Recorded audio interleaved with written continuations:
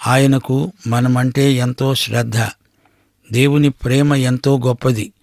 ఎఫెసీ పత్రిక 2:4 దేవుడు కరుణా సంపన్నుడై ఉండి మనము మన అపరాధముల చేత చచ్చిన వారమై ఉండినప్పుడు సహితము మన ఎడల చూపిన తన మహాప్రేమ చేత మనలను క్రీస్తుతో కూడా బ్రతికించాడు. కృపచేత మనము రక్షించబడ్డాము. దేవుని కనికరం ఎంతో గొప్పది.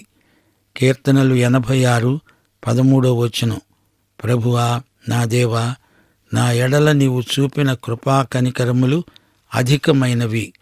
పాతాళపు అగాధము నుండి నా ప్రాణాన్ని తప్పించావు.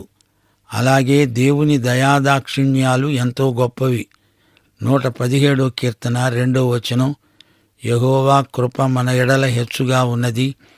ఆయన విశ్వసనీయత నిరంతరము నిలుస్తున్నది. కాబట్టి సమస్త అన్యజనులారా యెహోవాను స్తుతించండి. సర్వజనములారా ఆయనను కొనియాడండి. విశ్వాసులారా వింటున్నారా? దేవుడు మన కష్టాలు కడగండ్లు వెంటనే తొలగించకపోవచ్చు గాని ఆయన మనకు రాత్రివేళ ఆనందగీతాలు పాడగలిగే ఆత్మానందం ఇస్తాడు. కీర్తనలు 42:8 పగటివేళ యెహోవా తన కృప కలుగ ఆజ్ఞాపిస్తాడు. రాత్రివేళ ఆయనను గూర్చిన కీర్తన, నా జీవదాత అయిన దేవుని గూర్చిన ప్రార్థన నాకు తోడుగా ఉంటాయి.